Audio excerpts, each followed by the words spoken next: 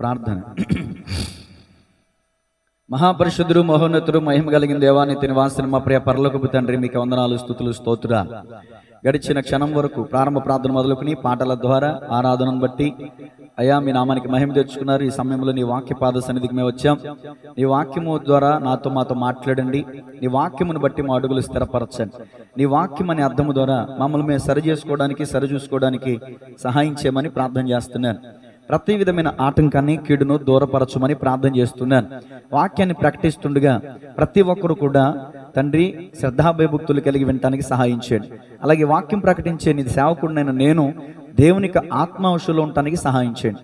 కానీ మాట నోట రానిక నా పెదవులను కాల్చండి. మా అందరికీ మేలుకరమైన మాటలు, మా అందరికీ ఆశీర్వాదకరమైన మాటలు అందింప చేయమని యేసయ్య నామములో స్తుతించి ప్రార్థించి అడిగి వేడుకొనుచున్నాము తండ్రి, ఆమేన్. అందరికి వందనాలండి. అందరికి వందనాలు. పక్కన వాళ్ళకి షేకండ్ ఇచ్చి ప్రైజ్ లార్డ్ చెప్పండి, లేకపోతే గాడ్ బ్లెస్ యు అనే మాట చెప్పండి. పక్క వాళ్ళకి షేకండ్ ఇవ్వండి. షేకండ్ ఇచ్చుకుని చక్కగా గాడ్ బ్లెస్ యు అని చెప్పుకోండి, ఒకరికి నవ్వుతూ. అది దేవునికి మహిమ కలుగును గాక. సరే, మంచిది. గత వారం ఏం వాక్యం ధ్యానం చేశాం? త్రాగుబోతు గురించి మాత్రమే మాట్లాడడం జరిగింది. అంతకుముందు సోమరిపోతు, అంతకుముందు తిండిపోతూ, సోమరిపోతూ, త్రాగుబోతూ, నిద్రపోతూ, ఇన్ని బోతుల గురించి మాట్లాడడం జరిగింది. ఈరోజు దేవుని మహాకృపను బట్టి తిట్టుబోతూ, తర్వాత తిరుగుబోతూ, వీలైతే టైం ఉంటే వదరబోతూ. ఎక్కడ వెతికారు అనుకుంటున్నారా? దేవుని స్తోత్రం చెప్పండి. నా వెనకాల చెప్పండి. తిట్టుబోతూ, తిరిగిపోతూ, వదరబోతూ. ఇలాంటి అనుభవాలు చెప్పండి. ఇలాంటి అనుభవాలు మా హృదయాల్లో, మా కుటుంబాల్లో తొలగిపోవును గాక. ఆమేన్. అది కొరింథీయులకు రాసిన మొదటి పత్రిక 5వ అధ్యాయము 11వ వచనాన్ని చదువుకుందాం. మన వాక్య ధ్యానాంశం కొరింథీయులకు రాసిన మొదటి పత్రిక 5వ అధ్యాయము 11వ వచనం. ఇప్పుడైతే సహోదరుడు అనబడిన వాడెవడైనను జారుడు గాని, లోబి గాని, నోట్ చేసుకోండి, నోట్ దిస్ పాయింట్, అండర్లైన్. తిట్టుబోతు గాని, త్రాగుబోతు గాని, దోచుకుని వాడు గాని అయ్యున్న ఎడల అట్టి వానితో సాంగత్యం చేయకూడదు, భుజింపను కూడదని మీకు రాయుచున్నాను. వెలుపలి వారికి తీర్పు తీర్చుట నాకేలా? వెలుపలి వారికి దేవుడే తీర్పు తీర్చును గాని మీరు లోపటి వారికి తీర్పు తీర్చువారు గనుక ఆ దుర్మార్గుని మీలో నుండి వెలివేయుడి. అంటే పైన చెప్పబడినటువంటి క్వాలిఫికేషన్స్ ఏవైతే ఉన్నాయో, జారుడు గాని, లోబి గాని, తిట్టుబోతు గాని, త్రాగుబోతు గాని, దోచుకునివాడు గాని, ఇలాంటి వాళ్ళందరూ దుర్మార్గులు అంటండి. పౌలుగా చెప్తున్నారు ఈ మాట. అలాంటి దుర్మార్గుడు ఎవడైనా మీలో ఉంటే ఒకరినొకరు హెచ్చరించుకోండి, ఒకరినొకరు గద్దించుకోండి. అర్థమవుతుందండి? ఒకరినొకరు సరి చేసుకోండి దయచేసి. ఇప్పుడైతే అంటే దాని అర్థం, ఒకప్పుడైతే మనం లోకంలో ఉన్నాం, లోక సంబంధమైన మాటలు మాట్లాడాం, లోక తీరు కలిగి ఉన్నాం, లోక పద్ధతి కలిగి ఉన్నాం. ఇప్పుడైతే అంటే దాని అర్థం ఏంటి? ఇప్పుడైతే క్రీస్తు నందున్న వారికి ఏ శిక్షా విధి అంటే, ఇప్పుడు క్రీస్తు యేసు నందున్న మనం ఒకరికి ఒకరు సహోదరులమై ఉన్నాం. ఇప్పుడైతే క్రీస్తు నందున్నటువంటి మనలో ఎవరు తిట్టుబోతులు ఉండటానికి వీల్లేదు, త్రాగుబోతులు ఉండటానికి వీల్లేదు, తిరుగుబోతులు ఉండటానికి వీల్లేదు. లోకంలో ఉన్నప్పుడైతే నీ ఇష్టానుసారంగా మాట్లాడావు, నీ ఇష్టానుసారంగా దుర్భాషలు మాట్లాడావు, నీ ఇష్టానుసారంగా ప్రవర్తించావు. ఇప్పుడైతే అలాంటి వాటన్నిటికీ పులి స్టాప్ పెట్టాలి, చెక్ పెట్టాలి. ఇంకా లోకంలో ఉన్నప్పుడు ప్రవర్తించినట్టు ఇప్పుడు ప్రవర్తిస్తానంటే, ఇదిగో సంఘంలో ఎవరైనా ఉంటే అలాంటి వారిని వెలివేయండి అని పౌలు గారు చెప్తున్నారు కొరింథీ సంఘానికి. నేడు పరిశుద్ధాత్మ దేవుడు మన సంఘానికి చెప్తున్నటువంటి మాట చూడండి. మన నోట ఏవి తగవు చూడండి. ఎఫెసీయులకు రాసిన పత్రిక 5వ అధ్యాయం 4వ వచనం. తిట్టుబోతంటే ఎప్పుడు తిట్లు తిడుతా ఉంటాడు అన్నమాట. ఎవరిని తిడతా ఉంటాడు? ఏమండి, ఇంట్లో వాళ్ళని తిడతాడు, వీధుల వాళ్ళని తిడతాడు, ఎవరినైనా తిడతాడు. మహా అయితే ఇంకా అవకాశం ఉంటే రాజకీయ నాయకులను కూడా తిడతాడు, పోలీసు వాళ్ళని కూడా తిడతాడు. ఎవరిని పడితే వాళ్ళని తిడతాడు, ఎక్కడ పడితే అక్కడ తిడతాడు, ఎలా పడితే అలా తిడతాడు. అందుకనే వారిని తిట్టుబోతు అని అన్నారు. ఇప్పుడు చూడండి, ఎఫెసీ పత్రిక 5వ అధ్యాయం 4వ వచనం. కృతజ్ఞత వచనమే మీరుచ్చరింపవలెను గాని మీరు బూతులైనను, పోకిరి మాటలైనను, సరసోక్తులైనను ఉచ్చరింపకూడదు. ఏమేమి ఉచ్చరింపకూడదు అంటే అండి, నెంబర్ 1 బూతులైనా, నెంబర్ 2 పోకిరి మాటలైనా, నెంబర్ 3 స్వరశక్తులైన వెర్రి మాటలు. ఎక్కడుంది ఇంకా? ఈ 3 మాటలు నోట్ చేయండి ఒకసారి. ఒకటి బూతులు. ఒకవేళ సంఘంలో క్రీస్తు రక్తం ద్వారా కడగబడి బాప్తీసం తీసుకుని బలలో పాలపంపులు పొందుతూ ఎవరైనా బూతులు మాట్లాడే వాళ్ళు ఉన్నారేమో. ఏంటండి ఆ బూతులు? అసలు బూతులు నోట రావద్దు అంటే ఇప్పుడు నేను ఎలా చెప్పమంటారు చెప్పండి? నన్ను ఎలా చెప్పమంటారు? చెప్పడానికి వీలు కాదు. పోనీ మీకు బూతులు తెలియదంటే చెప్పండి. తెలీదా? అందరికీ తెలుసు బూత్ అంటే ఏంటో, మంచి అంటే ఏంటో, చెడు అంటే ఏంటో. వివేక జ్ఞానములు దేవుడు మనకి ఇచ్చాడు. ఏవి మాన్యమైనవి, ఏవి రమ్యమైనవి, ఏవి ఖ్యాతి కలిగినవి అని. సరే, నేను వాక్య ప్రారంభంలో ఒక మాట చెప్దాం అనుకున్నాను. ఆ మాట మర్చిపోయాను, ఇప్పుడు జ్ఞాపకం వచ్చింది. నేను అడిగిన దానికి మాత్రమే సమాధానం చెప్పండి, ఓకేనా?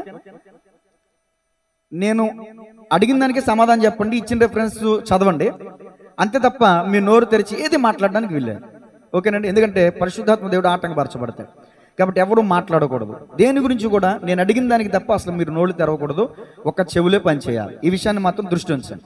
దేవుని స్తోత్రం చెప్పండి గట్టిగా.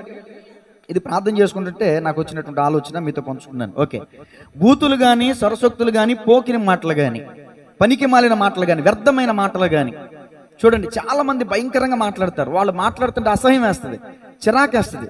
పాస్టర్ గారు మరి ఒకప్పుడు మీరు మాట్లాడలేదంటే, నిజంగా చెప్తున్నాను, మా అమ్మగారిని అడగండి కాగలితే, ఎందుకంటే ఇంట్లో వాళ్ళని అడిగితే నాకు తెలుస్తుంది, లేకపోతే వీధిలో ఉన్న వాళ్ళని అడిగినా తెలుస్తుంది.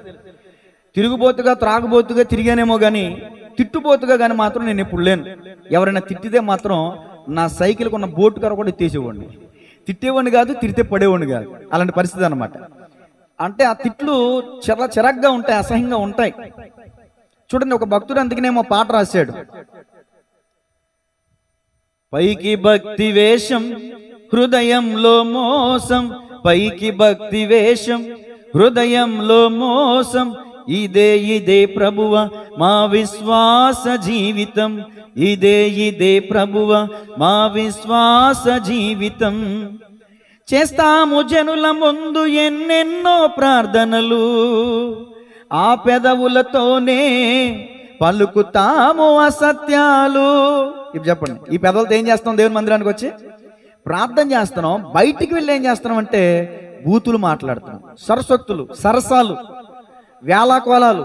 చూడండి, వేళాకోలం అంటే నాకు చాలా భయం అండి, చాలా భయం. ఎందుకంటే బాగున్నంత వరకు బాగానే ఉంటుంది, ఏదైనా తేడా వచ్చిందంటే ఇక మంటే తగలడిపోద్ది అనమాట. ఒక చిన్న నిప్పు విస్తారమైన అడవిని తగలబెట్టేసినట్టు ఒక చిన్న వేళాకోలమే కావచ్చు, లోకంలో ఉన్న అన్యుల్లో ఆడుకుంటారేమో వేళాకోలాలు. అంటే మీరు సరదాగా కూడా మాట్లాడుకోవద్దని మాట్లాడుకోండి, ఎంతవరకు మితం. దేనికైనా మితం ఉంటుంది, దేనికైనా ఒక హద్దు ఉంటుంది, హద్దు దాటకూడదు. తేనె ఆరోగ్యానికి మంచిదా కాదండి? మంచిదా కదా? ఆరోగ్యానికి మంచిది. తేనె ఎక్కువ తింటే ఏమైంది? విషమైపోయింది. అందుకనే మాట్లాడుకోండి, మంచిగా మాట్లాడుకోండి, నవ్వుతూ మాట్లాడు, ఒకరినొకరు పలకరించుకోండి, సరదాగా ఉండండి, సంతోషంగా ఉండండి. నేను అసలు మూలి మొక్కలు వేసుకుని కోపిష్టులుగా ఉండమని నేను చెప్పట్లేదు. నవ్వుతూ ఉండాలి, సంతోషంగా ఉండాలి, మాట్లాడుకుంటూ ఉండాలి. సరదాగా మాట్లాడుకోవటం వేరు, సరసక్తులు వేరు. ఇక్కడ మనం సహోదరులం, ఇక్కడికి వచ్చిన తర్వాత బావ మరదలైనా సరే ఒక అన్నగా ఒక చెల్లిగా అటువంటి భావన కలిగి ఉండాలి తప్ప, my dear sister, my dear brother అంతే తప్ప, ఏ మరదలా, రే బావా ఇటారా, ఇలాంటి పలుకులు, ఇలాంటి పదజాలం కూడా సంఘంలో రావడానికి వీళ్ళే. మీరు ఎంత భావమరుదులైనా, ఎంత ప్రేమికులైనా, ఎంత మంచి భార్య భర్తలైనా, బెస్ట్ కపుల్ అవార్డు మీకు ఇచ్చినా మీరు ఎలా పిలుచుకుంటారో, ఎలా మాట్లాడుకుంటారో అది మీ ఇంట్లోనే, మీ 4 గోళ్ల మధ్యలోనే. మందిరంలోకి వచ్చిన తర్వాత సరస్వక్తులు కానీ, వేళాకోలాలు కానీ, వ్యంగ్యంగా మాట్లాడడం కానీ, ద్వందార్థాలు ఇచ్చే మాటలు మాట్లాడడం కానీ, డబల్ మీనింగ్ మాటలు. ఒక మాట మాట్లాడితే 4 రకాలుగా వెళ్ళిపోతుంది అనమాట. అలాంటి మాటలు మాట్లాడడం కానీ విశ్వాసులకు తగవు. అందుకని దేవునికి వాక్యం చెప్తుంది, కృతజ్ఞత వచనమే కానీ మీ నోట బూతు మాటలు తగవు. ఎవరైనా బూతు మాటలు మాట్లాడేవారు కృపామినిస్ట్రీ సంఘంలో ఒకవేళ ఉన్నారేమో, ఈ రోజు అయినా సరి చేసేసుకోండి. లేదంటే దేవునికి వాక్యం హెచ్చరిస్తుంది, హెచ్చరించబడినప్పుడు లోబడ్డం మంచిది. లేదంటే కనుక చాలా భయంకరమైన పర్యవసనాలు ఫేస్ చేయాల్సి వస్తుంది. అర్థమవుతుందండి? ఒక అత్త ఉందంటండి, ఒక ఇంట్లో 4 కొడుకులు 4 కోడళ్ళు అంట. చెప్పండి, 4 కొడుకులు 4 కోడళ్ళు. ఏమో మిడిసి పడిపోయేదంట. దేని చూసుకుని? 4 కొడుకులు చూసుకుని. వీధిలో ఏమి వెళ్తుందంటే అందరు గడగడగడ ఉనిగిపోయేవాళ్ళంట.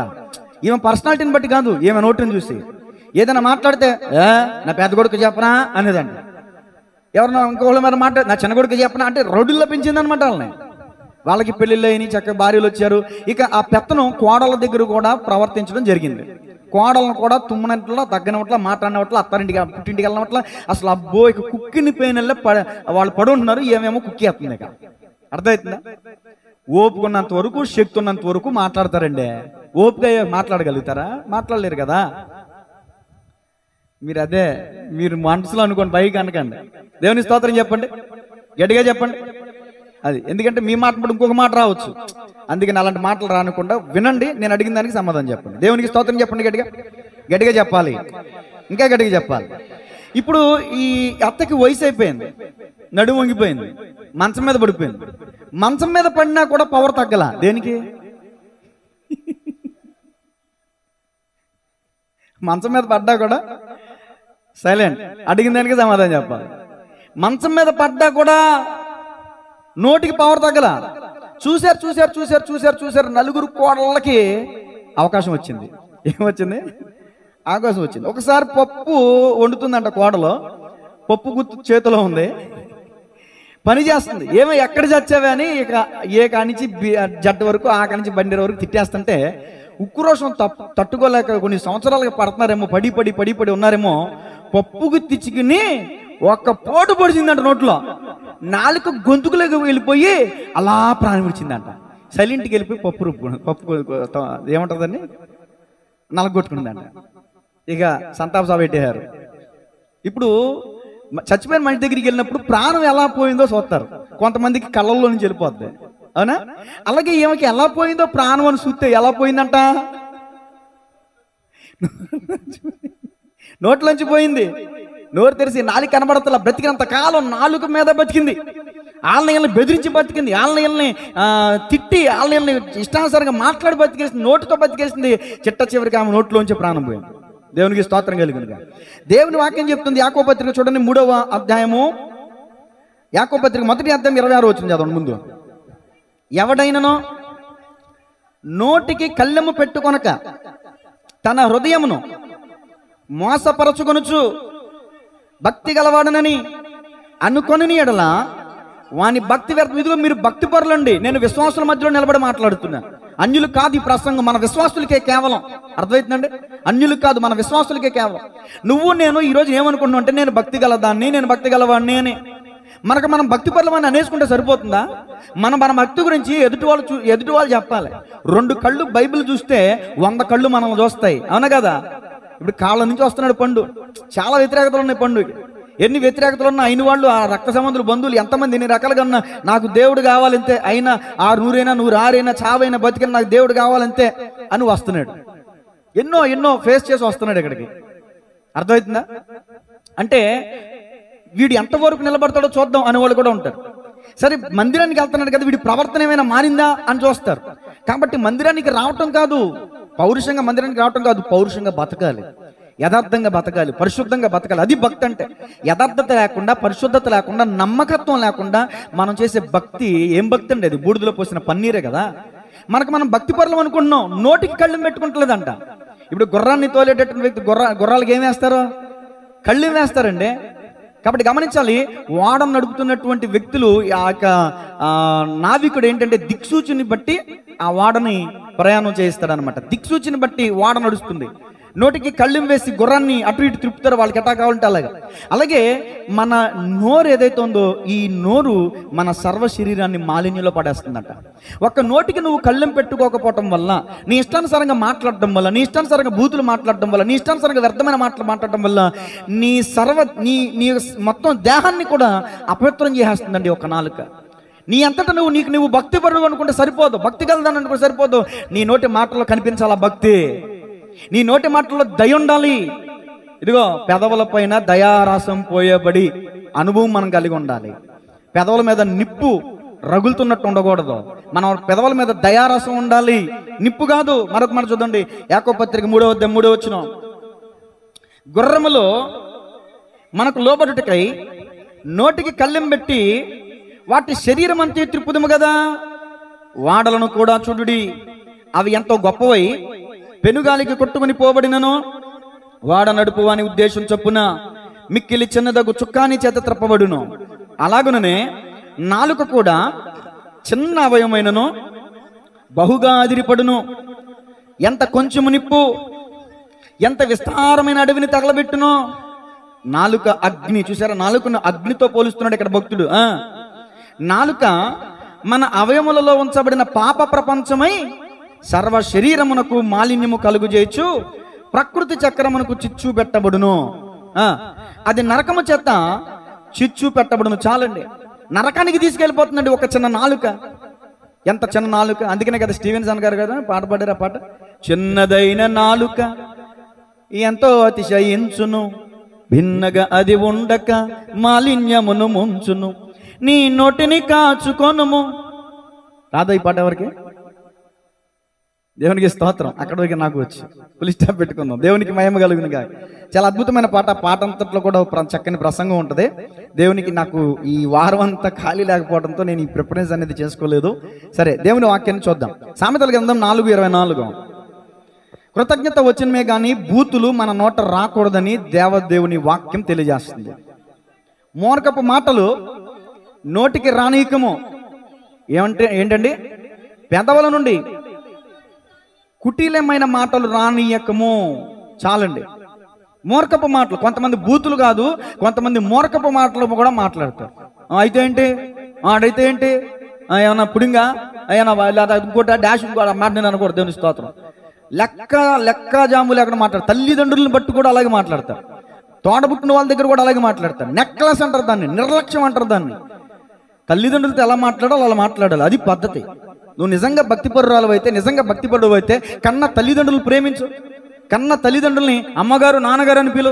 పోని గార్లు బూర్లు వద్దు, అమ్మ నాన్న అని పిలు. ఒరే అని పిలవకుండా యారా ఒరే డాషు ఇంకెన్ని చెప్పమంటారు. నాన్న పట్టుకుని అమ్మను పట్టుకుని బూతులు మాట్లాడే వాళ్ళు ఉన్నారు తెలుసా.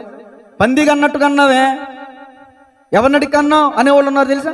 మూర్ఖం అంటారు వీటినే. మూర్ఖుని రోట్లో వేసి దంచినా వాడు మూఢత్వం పోదంట. ఇక్కడికి వచ్చి మనం చేసే భక్తి వల్ల ఏం ఉపయోగం లేదండి.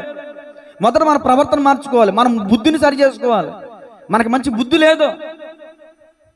ఏది పడితే అది మాట్లాడుతాం, ఎలా పడితే అలా మాట్లాడతాం. మూర్ఖపు మాటలు మీ నోటికి రానికడి, కుటిలమైన మాటలు అసలు పలకొద్దు. మీ పెదవులని జాగ్రత్త పెట్టుకోండి, మీ నోటి కళ్ళెం పెట్టుకోండి అని దేవునికి వాక్యం చెప్తుంది. తర్వాత చూడండి, మత్తయి సువార్త 12:34-37 వచ్చిన ఇష్టానుసారంగా మాట్లాడేస్తున్నామేమోనని నన్ను అడిగేవాళ్ళు లేరు అనుకుంటున్నావేమో. ఇప్పుడు చదివే ముందు నన్ను ఒక మాట చెప్పనివ్వండి. ఇప్పుడు మనకి విరోధంగా ఎవరైనా మాట్లాడుతున్నారు అనుకోండి, అప్పుడు మనం వెంటనే ఏం చేస్తాం? సెల్ ఫోన్ తీసి వెంటనే ఏం చేస్తాం? చేస్తాం కదా.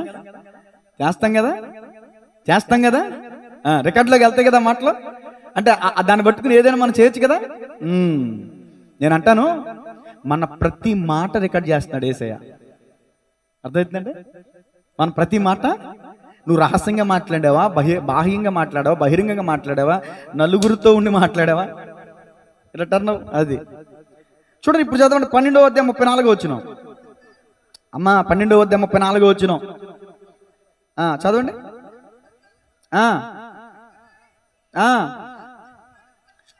మీరు సర్పసంతానమై ఉండి మీరు ఎలాగ మంచి మాటలు పలకగలరో, హృదయమందు నిండి ఉండు దానిని బట్టి నోరు మాట్లాడును కదా. దీన్ని వివరించనివ్వండి. మీలో ఎవరైనా కానీ కాని మాటలు మాట్లాడితే మనం ఎవరి సంతానం అంట? సర్ప సంతానం. సర్పం అంటే ఇక్కడ సాతానికి పోలిక. అంటే సర్పం సాతాను కాదు. చాలా మంది పామును కూడా సాతాన్ అంటారు. లేదు, పాము పామే, అది దేవుని సృష్టిలో ఒక భాగం. అర్థమవుతుందంటే పాము సైతాన్ కాదు. పాముని వాడుకున్నాడు ఒకానొక సమయంలో. అందుకని చాలా మంది పామును కూడా సైతాన్ అంటారు. చిచ్చి, తప్పండి, అలా అనకూడదు. కుక్కలో నక్కలో బాతులు ఎలాగో సర్పం కూడా అంతే. అది కూడా ఒక జీవి, అది కూడా ఒక ప్రాణి. అది సర్ప సంతానమా, మీరు చెడ్డవారై ఉండి ఎలాగో మంచి మాటలు పలకగలరు. సర్పానికి ఎన్ని నాలుకలు ఉంటాయి? సర్పానికి 2 నాలుకలు ఉన్నట్టు ఓ మనిషి నువ్వు కూడా 2 రకాల మాటలు మాట్లాడుతున్నావు. ద్విమనస్సు అంటే 2 నాలుకలు కలిగి, ఇదిగో పాము ఉంటుంది 2 నాలుకలు కలిగి 2 మాటలు కలిగి నువ్వు ఉంటున్నావేమో. ముందు ఒక మాట, వెనకాల ఒక మాట. అర్థమవుతుందండి? మనిషి ఉంటే ఒకలాగా, మనిషి లేకపోతే ఒకలాగా. ముందేమో పొగట్టం, వెనకాలేమో గోతులు తీయడం.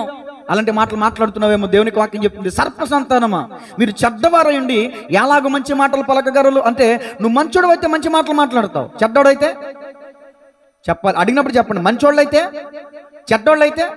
ఇప్పుడు మీ ఎదురుగా ఎవరైనా చెడ్డ మాటలు మాట్లాడుతున్నారు, బూతుల మాటలు మాట్లాడుతున్నారు, వాళ్ళు మంచోళ్ళ చెడ్డోళ్ళ? మీరు డైరెక్ట్గా అనమాకండి, వెళ్ళి మీ మనసులో అనుకోండి, ఈడు చెడ్డోడు అనమాట. ఈడు భక్తిహీనుడు అనమాట, ఈడు పనికిమాలుడు అనమాట, ఈడు అవిశ్వాసం అనమాట, వీడు చీకటిగాడు అనమాట. నేనైనా సరే మీ కళ్ళ ముందు నేను ఎప్పుడైనా బూతులు మాట్లాడాను అనుకో, నేను పాస్టర్ని కాదు, నేను కూడా వెలుగుదూత వేషం వేసుకుని నీతి పరిచారకుల వేషం వేసుకున్నా నేను కూడా పెద్ద సైతాన్ని గాని. అర్థమవుతుందా? నేను బూతులు తిట్టినా కూడా మీరు అలాగే మీ మనసులో పైకంటే ఎవరైనా కోపడతారు కదా, ఎవరు మంచోళ్ళు ఎవరు చెడ్డోళ్ళో నోటి మాటను బట్టి తేలిపోద్దండి. ఉంది అక్కడ చూడండి. తర్వాత మీరు చెడ్డోళ్ళు అయ్యండి ఎలాగ మంచి మాటలు పలకగలరు? హృదయం మందు నిండిన దానిని బట్టి నోరు మాట్లాడు కదా. కొంతమంది మాట్లాడేస్తారు, మనం తిరిగేసి అడిగితే ఎలాకరంగా అన్నానుగా ఏంటి మాట్లాడేస్తారు. మనం ఊరుకున్నంత వరకు మాట్లాడతారు. మనం సహించలేక ఏంటి అన్నాం అని అంటే ఏదో ఎలకలు వాడాను. మనం నోరిప్పితే వాళ్ళు ఏమంటారు అప్పుడు, ఎలకలు వాడాను. అలాంటి వాళ్ళని ఏం చేయాలి? సరే తర్వాత మాట్లాడుకుందాం మాట. హృదయం నిండిన దాన్ని బట్టి ఎవరు మాట్లాడు కదా. సజ్జనుడు తన మంచి ధన నిధిలో నుండి సద్విషయములు తెచ్చును, దుర్జనుడు తన చెడ్డధన నిధిలో నుండి దుర్విషయములు తెచ్చును. నేను మీతో చెప్పినదేమనగా, యేసు ప్రభువు వారు చెప్తున్న మాట జాగ్రత్తగా వినండి. మనుషులు పలుకు వ్యర్థమైన ప్రతి మాటను గూర్చియు అదిగదిగో విమర్శ దినమున లెక్క చెప్పవలసి ఉండును. నీ మాటలను బట్టియే నీతిమంతుడు అని తీర్పు నందుదువు, నీ మాటలను బట్టియే అపరాధి అని తీర్పు నందుదువు. చూసారండి, ఇప్పుడు థర్మామీటర్ పెడితే తెలుస్తుంది మనకి జ్వరం ఉందో లేదో. మన నోటి మాటలు వింటే తెలుస్తుంది మన మంచోళ్ళో చెడ్డోళ్ళమో, మన నీతిమంతులమో. కాబట్టి నీతిగల మాటలు మాట్లాడండి, నీతిగల తలంపులు తలంచండి. వ్యర్థమైన మాటలు, పోకిరి మాటలు, స్వరసొత్తులు, వేళాకోళాలు సంఘములు సహోదరులమైన మనకు తగదు. కృతజ్ఞత వచనమే కానీ బూతు మాటలు మీ నోట తగు. బూతు మాటలు మీ నోటంట వస్తాయి అంటే మీ హృదయంలో దేవుడు ఉన్నాడా, దెయ్యం ఉందా? దెయ్యం పట్టిన వాళ్ళు ఇష్టానుసరంగా మాట్లాడతారు, ఇష్టానుసరంగా కేకలేస్తారు. శానా అనేవాడికి దయ్యాలు బట్టి సమాధానం బట్టి తిరుగుతున్నాడు అంట. వాడికి వస్త్రం కూడా ఉండలేదంట. వాడి ఒంటి మీద వస్త్రం ఉందో లేదో తెలియదు, ఎక్కడ పడిపోతున్నాడో తెలియదు, ఏం మాట్లాడతాడో తెలియదు, దెయ్యం పట్టినాడు. నువ్వు కూడా ఈ రోజున మీరు ఎవరైనా సరే నాకు అనవసరం అండి, ముక్కుసూటిగా నేనే మాట్లాడుతున్నాను. సూటిగా మాట్లాడేవాడికి శత్రువులు ఎక్కువ అంట, నటించి మాట్లాడేవాడికి మిత్రులు ఎక్కువ అంట. నాకు శత్రువులు ఎక్కువే. దేవుని స్తోత్రం చెప్పండి గట్టిగా. కాబట్టి సూటిగా చెప్తున్నా, సుత్తి లేకుండా సూటిగా చెప్తున్న మాట ఏంటంటే, నువ్వు నీతిమంతుడువా అనీతిమంతుడువా నీ నోటి మాటే తేల్చేస్తుంది. ఈ రోజు నుంచి, ఈ క్షణం నుంచి, ఈ వాక్యం విన్న తర్వాత కూడా నీ నోట పనికి మాలిన మాటలు, బూతు మాటలు వచ్చినాయి అంటే నువ్వు బుద్ధిహీనుడివి, భక్తిహీనుడివి, పనికి మాలిన వాడివి, కాని ఫలాలు ఫలిస్తావు. నీ నోట మంచి ఫలాలు రావు. మంచి చెట్టు ఏమేస్తుంది? చెడ్డ చెట్టు ఏమేస్తుంది? మనం మంచి చెట్టుగా ఉండాలా, పనికి మాలిన చెట్టుగా ఉండాలా? మంచి చెట్టుగానే ఉండాలండి. దేవునికి మహిమ కలుగునుగా. యాకోబు పత్రిక 3వ అధ్యాయం ఆఖరిలో ఉంటే చూడండి ఈ విషయాలు. యాకోబు పత్రిక 3వ అధ్యాయము, ఇంతకుముందు నేను పూర్తిగా చదవనవలా. యాకోబు పత్రిక 3వ అధ్యాయం 4 గురించి. ఏ నరుడును నాలుకను సాధు చేయనేరుడు ఎందులో వచ్చును, అది మరణకరమైన విషముతో నిండినది, అది నిరర్గలమైన దుష్టత్వమే.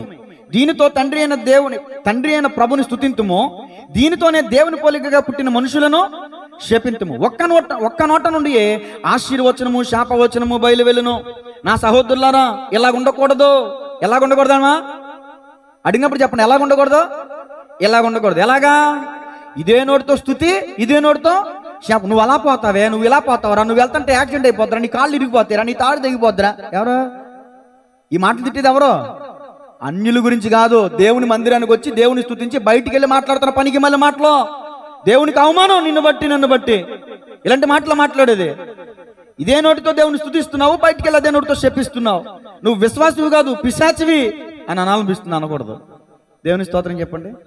నా సహోదరులారా, ఎలాగుండకూడదు. ఇక్కడికి వచ్చి స్తుతి మాటలు, అక్కడికి వచ్చి బూతు మాటలు, ఇక్కడికి వచ్చి దేవుని స్తుతి మాటలు, అక్కడికి వెళ్ళి పనికి మళ్ళీ మాటలు, వ్యర్థమైన మాటలు. ఇలాగుండకూడదు. చాలా మంది అది చేయకూడదు, ఇది చేయకూడదు అంటారు. లోక సంబంధమైన మాత్రం గట్టిగా పాటిస్తారు. ఏంటంటే అలా చేస్తే కీడొచ్చేది. పిల్లి వస్తే ఎదురెళ్తే, పిల్లి వచ్చినప్పుడు మనం వెళ్తే ఏమైంది? యాక్సిడెంట్ అయిపోద్ది. నాకు చాలాసార్లు ఎదురొచ్చింది. మరి ఏం అవ్వలేదే? ఇది చేయకూడదు, అది చేయకూడదు, ఇది కూడదంటే ఎంత భయమో. మరి బైబిల్లో ఎన్నో కూడదు, ఇది చేయకూడదు, వ్యభిచరించకూడదు, దొంగిలకూడదు, అబద్ధం ఆడకూడదు. ఈ కూడదు నీకు కనిపించట్లేదా నీ కంటికి? ఇరుగు పొరుగు వాళ్ళ ఇల్లు ఇలా చేయకూడదక్క, అలా చేయాలి, ఇలా చేయాలి. మరి ఆచారాలు పాటించేటటువంటి నీవు మరి ఈ మాటలు ఎందుకు కనబడతలేదు నీ కంటికి? ఇలా ఉండకూడదు. చూడండి, నీటి బుగ్గలో ఒక్క జల నుండి ఏ తీయని నీరును చేదు నీరును ఊరినా నా సహోదరులారా, అంజూరపు చెట్టును ఒలివ పండ్లైన ద్రాక్ష తీగను అంజూరపు పండ్లైనను కాయున అటువలనే ఉప్పు నీళ్ళలోండి తీయని నీళ్లును ఓరవో. వేసవకాలంలో కాలవతల ప్రకాశం గారి నూతిలో తోడుకుని తెచ్చుకునే వాళ్ళు నీళ్లు, పంపులు రాకపోతే. ఎలా ఉండే నీళ్లు? చాలా చక్కగా ఉండే, తీయగా ఉండే కదా. ఉప్పు నీళ్ళు కూడా వచ్చాయా అంటే పొద్దున్న వెళ్తే తీపి నీళ్ళు, సాయంత్రం వెళ్తే ఉప్పు నీళ్ళు వచ్చాయా? పొద్దున్న వెళ్ళిన అవే నీళ్లు, సాయంత్రం వెళ్ళినా. కానీ మన దగ్గర అలా లేవు. ఒక్క జల నుండి 2 నీళ్లు ఉబ్బగవు కదా. కానీ ఎందుకు మరి నీ నోట నుంచి 2 రకాల మాటలు వస్తున్నాయి? ఇదే నోటితో స్తుతిస్తున్నావు, ఇదే నోటితో శపిస్తున్నావు. దైవజనుడైన విశ్వాసులైన ఎవరైనా కృతజ్ఞత వచనము, ఆశీర్వాద వచనమే పలకాలి. కానీ పనికి మాలిన మాటలు, కాని మాటలు, శపితమైన మాటలను మన నోటంట రాకూడదు. ఒకవేళ దేవుడు ఆమెన్ అంటే ఏంటి పరిస్థితి చెప్పండి? ఒక భార్య భర్తను పట్టుకుని కోపంతో తిట్టి నువ్వేనాడు చస్తావరా, నువ్వు దాని కింద పడి జావా. నిజంగానే ఆ రోజు చచ్చిపోయాడు అనుకో, నీ నోటి మాట తగిలి వెనకొస్తాడా? నిజమే కదా. ఎలా భర్తను పట్టుకుని తిట్టేవాళ్ళు లేరా? దేవునికి మహిమ కలుగునుగా. చూడండి, ఇప్పుడు కొలసీ పత్రిక 3వ అధ్యాయం 8వ వచనం. కొలసీ పత్రిక 3వ అధ్యాయం 8వ వచనం. అమ్మ, కొలసీ పత్రిక 3:8. ఇప్పుడైతే మీరు కోపము, ఆగ్రహము, దుష్టత్వము, దూషణ, మీ నోట బూతులను వాటిని ఏం చేయాలమ్మా అంటే అర్థం ఏంటో చెప్పండి. కాదు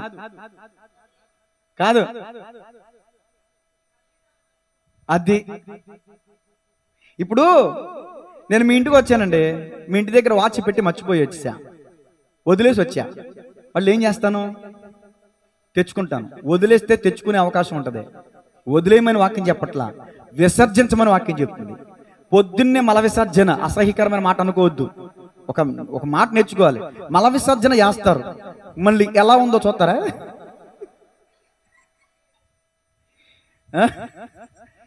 అంటే మీకు ఎందుకు చెప్పాను ఈ మాట అంటే ఇక్కడ విసర్జించడం రాయబడింది కదా మాట. విసర్జించడం అంటే అది విసర్జించిన తర్వాత చిచ్చి మళ్ళీ నువ్వు గనక మళ్ళీ కాని మాట నేను విడిచిపెట్టేస్తే మళ్ళీ పట్టుకుంటావు, విడిచిపెట్టేస్తే మళ్ళీ పట్టుకుంటావు. కాదు. నీ నోట బూతులు అనే వాటిని విసర్జించాలి, వాటిని అసహ్యమైన వాటితో ఎంచాలి. మరలా అసహ్యమైనది మన నోట రావటానికి వీల్లేదు. ఇప్పుడు 2 మాటలకు వస్తున్నాను. తిరుగుబోతు రాసుకోండి. తిట్టుబోతు అయిపోయింది, ఇప్పుడు తిరుగుబోతు గురించి కొన్ని విషయాలు.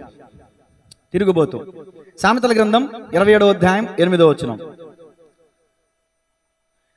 ఎన్ని గంటలకు ప్రారంభించాను? 11 కదా. తన ఇల్లు విడిచి తిరుగువాడు గూడు విడిచి తిరుగు పక్షితో సమానుడు. తన ఇల్లు విడిచి తిరుగువాడు. అందరికి ఇల్లులు ఉన్నాయి కదండి, అద్దిల్లో, సొంతిల్లో, పక్కిల్లో. ఎవరు నాకు ఇప్పుడు 4 ఇల్లులు ఉన్నాయండి. ఎలా అనుకుంటున్నారా? ఆ పక్కింట్లోనే మంచాలు, ఈ పక్కింట్లో బీరువాలు, ఆ పక్కింట్లో సామాను, ఇక్కడేమో పడుకుంటున్నాం. నాకు ఎన్ని ఇల్లు అడుక్కునే అమ్మకి 60 కూరలు అంట. అద్దెకి వెళ్దామమ్మ అంటే అంద మామగారు, దేవునికి స్తోత్రం. ఇప్పుడు నాకు 4 ఇల్లు. అలాగే అంటే ఇప్పుడు నేను చెప్పుకున్నాను, నాకు పరిస్థితి లేక నేను వేరే చోటికి వెళ్ళాల్సి వచ్చింది. సరే, తన ఇల్లు విడిచి తిరుగువాడు గూడు విడిచి తిరుగు పక్షితో సమానుడు.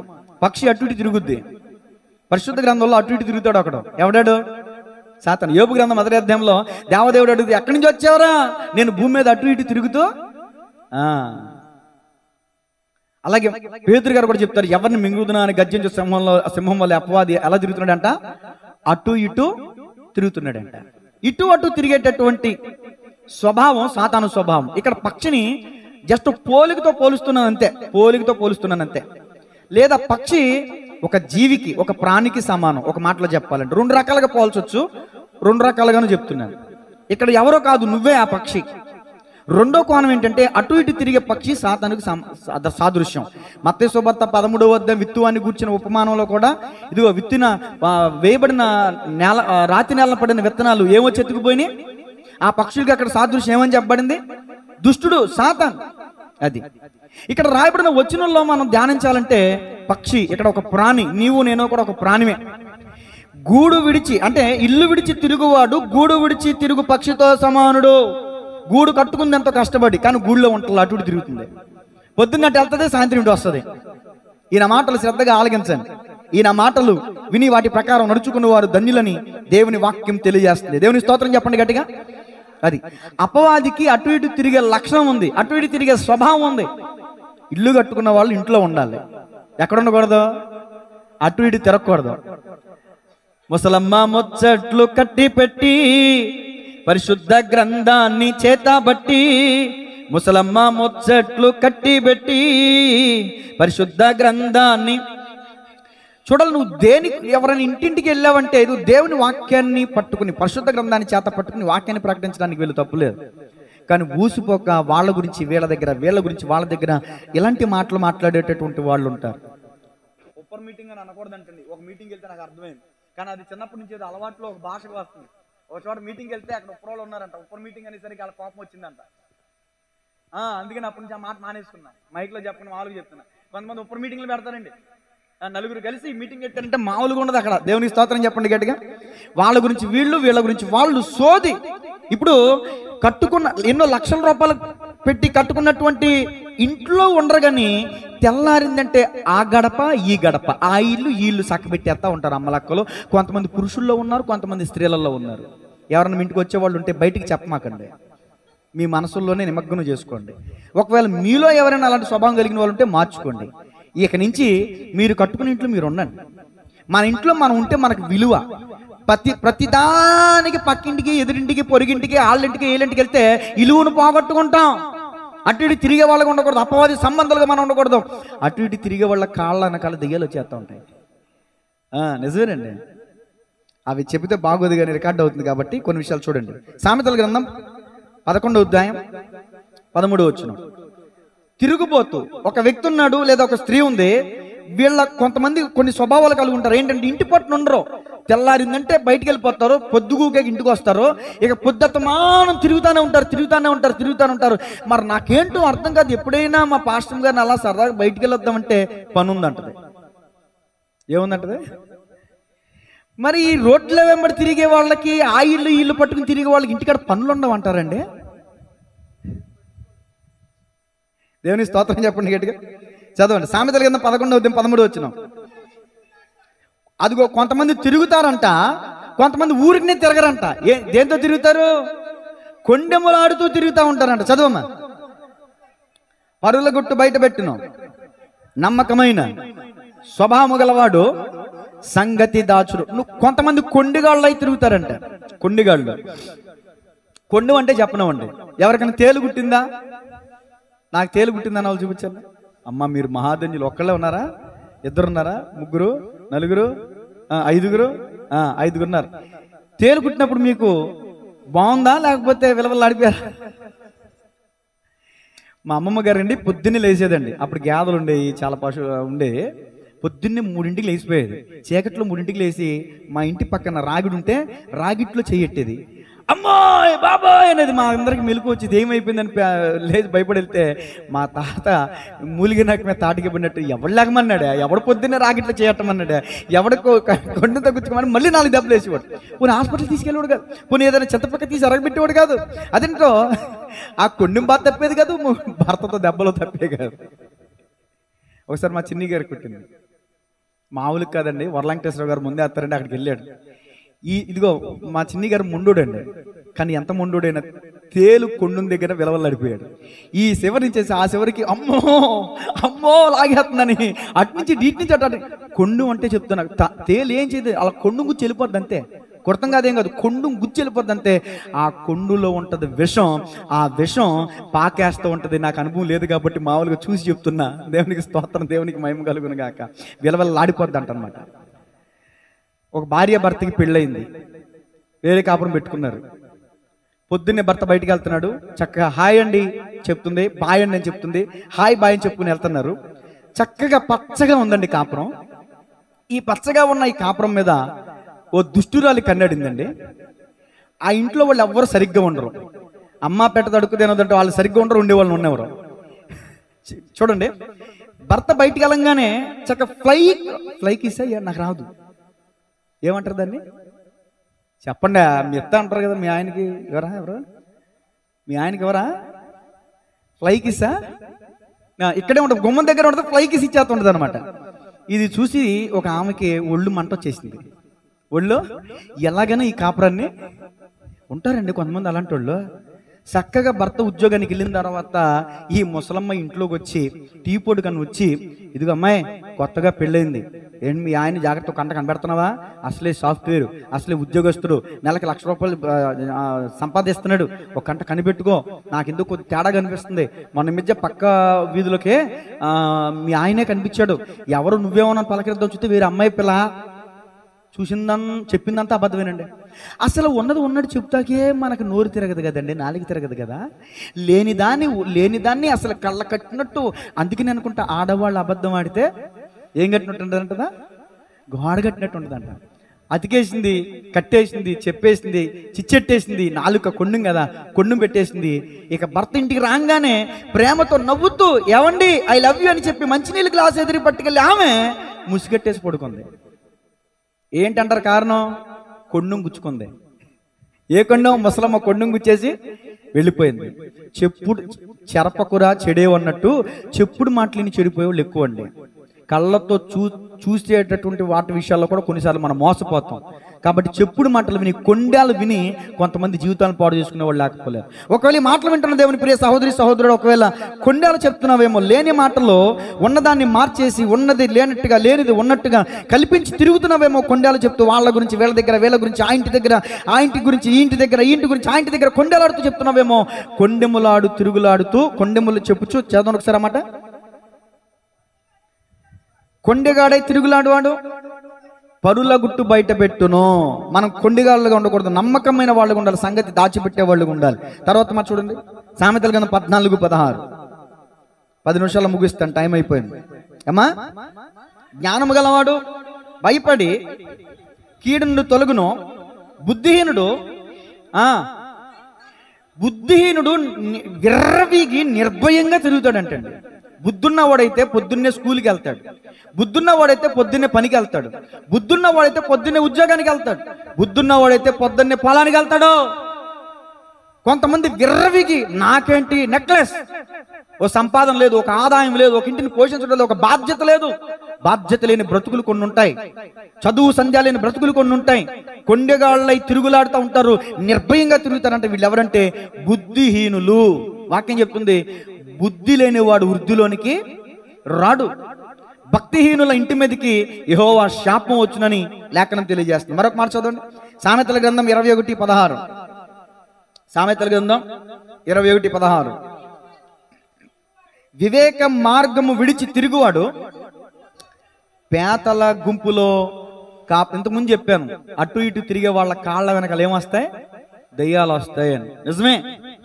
నువ్వు వెళ్ళేటటువంటి స్థలం, నువ్వు వెళ్ళేటటువంటి నడక, నువ్వు చేసేటటువంటి ప్రతిదీ కూడా అబ్జర్వేషన్లో ఉంటుంది.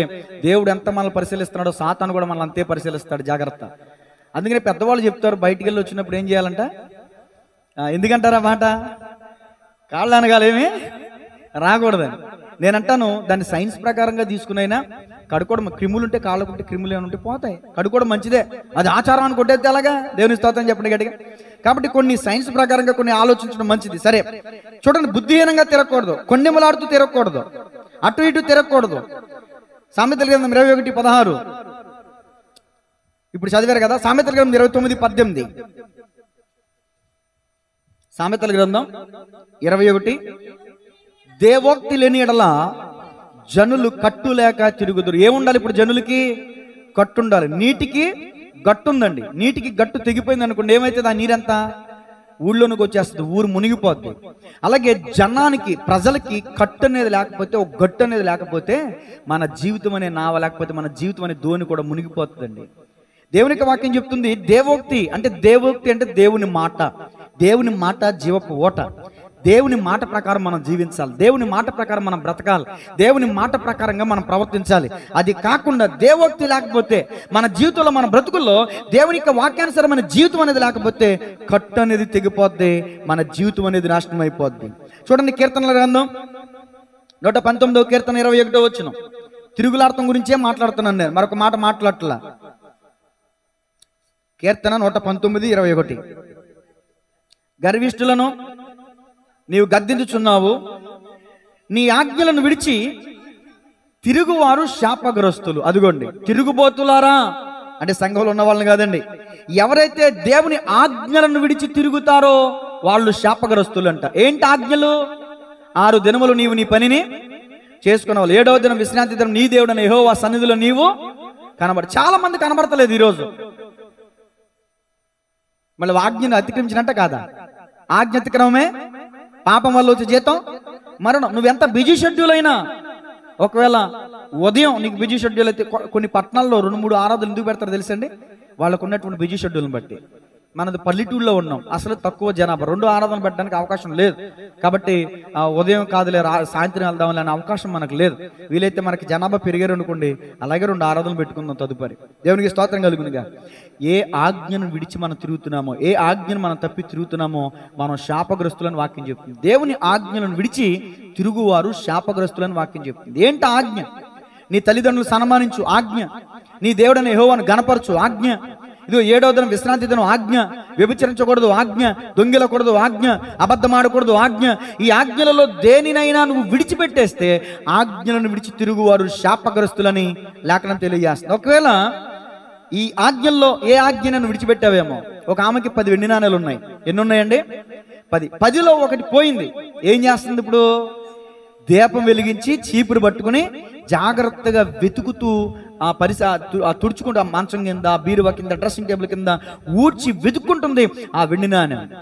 అట్టి విధంగా చీపురు అంటే పరిశీలన, దీపం అంటే వాక్యం. వాక్యం అనే దీపము చేత, పరిశీలన అనబడిన చీపురు చేత మనం ఎక్కడ ఆజ్ఞలు తప్పిపోయామో దాన్ని వెదకాలి, వెదకాలి, వెదకాలి. ఆజ్ఞలను వెంబడించాలి. దేవునికి స్తోత్రం చెప్పండి గట్టిగా. అలాగే సామెతల గ్రంథం 7వ అధ్యాయం 9వ వచనం చూడండి.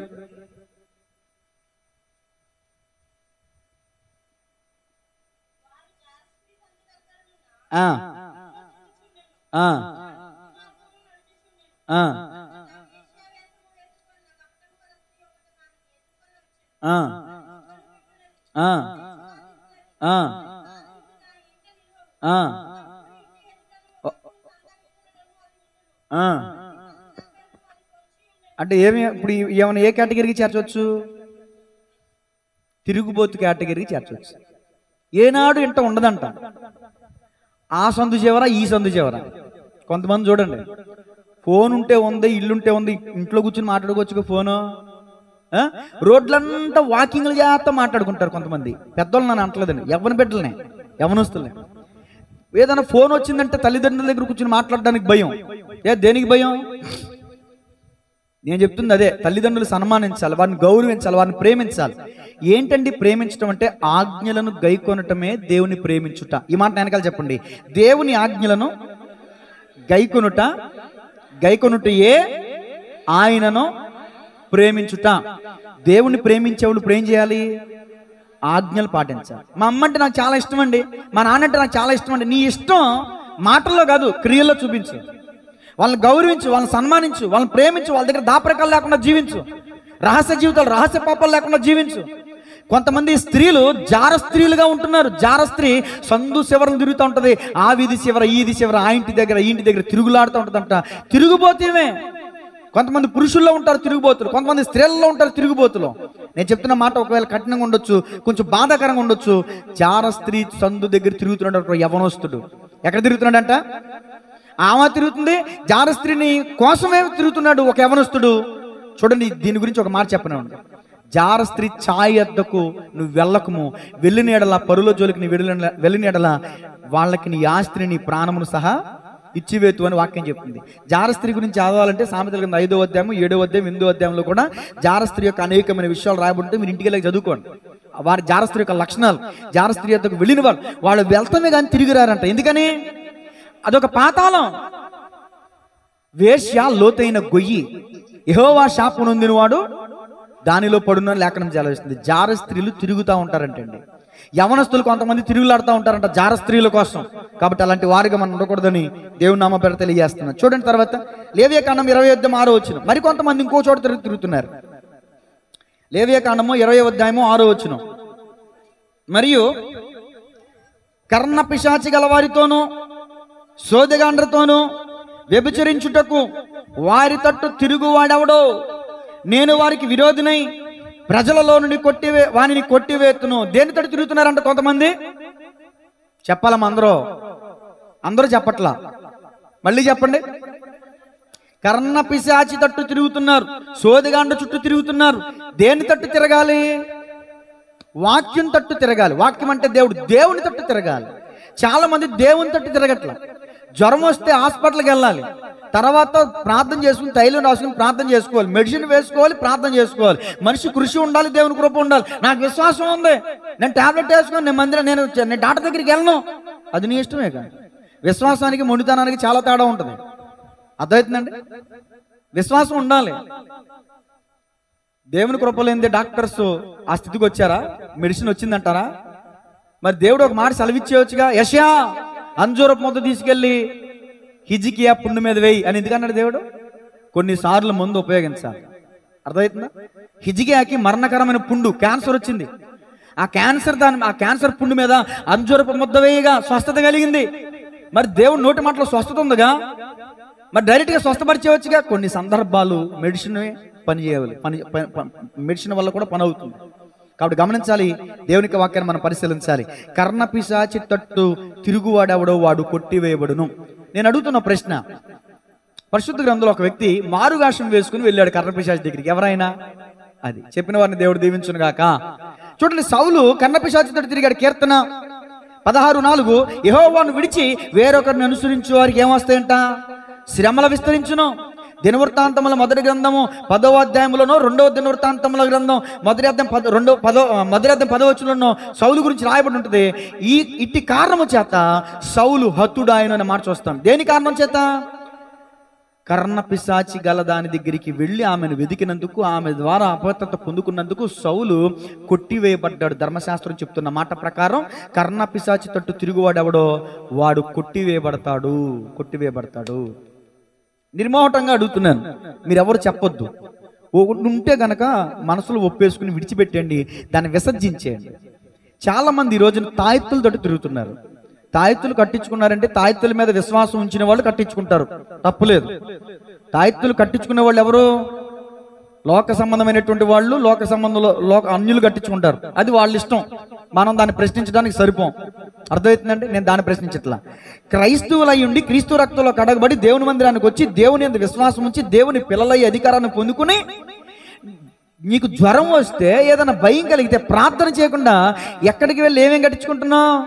సోదిగాండ దగ్గరికి వెళ్ళి సోది చెప్పించుకుంటున్నావా? తాయెత్తులు కట్టించుకుంటున్నావా? కాళ్ళకి, చేతులకి, మెడకి కొద్ది గట్టి కట్టేసుకో. దేవునికి మహిమ కలుగునుగా.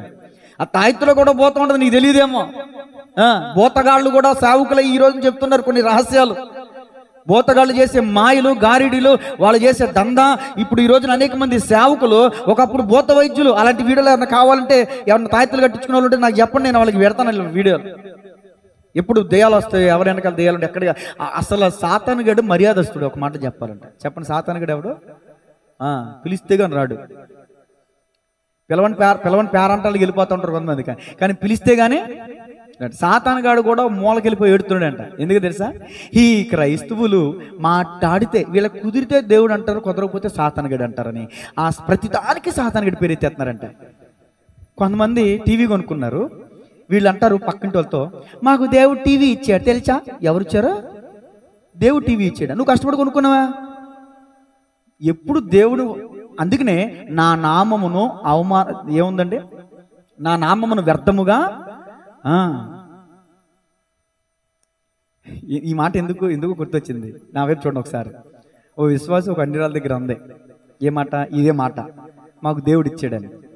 ఆ అన్యురాలు మాతో బాగా ఉంటుంది, క్లోజ్గా. మా దగ్గరికి వచ్చింది, మీరు ఎప్పుడు ఆ మాట మాట్లాడరు, దేవుడు దేవుడు దేవుడు అని. ఆమె ఇలా అంటుంది,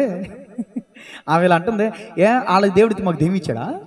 ప్రతిదానికి దేవుడు దేవుడు దేవుడు ఇచ్చాడు అంటారు అని మా దగ్గర మాట్లాడితే ఆ అనుభవంతో నేను ఎందుకు నీ మాట చెప్తున్నా. కాబట్టి ప్రతిసారి, ప్రతి దగ్గర, ప్రతి సమయంలో అయితే దేవుడు లేకపోతే దెయ్యం, అయితే దేవుడు లేకపోతే దెయ్యం. ఆ దెయ్యం గాడికి కూడా బాధ కలుగుతున్నాడు, మూలకు వెళ్ళిపోయి ఏడుస్తున్నాడు. సరే, ఇప్పుడు నేను ఆఖరి మాట చెప్పి ముగిస్తాను. ఆదికాండము 8వ అధ్యాయం 7వ వచనం.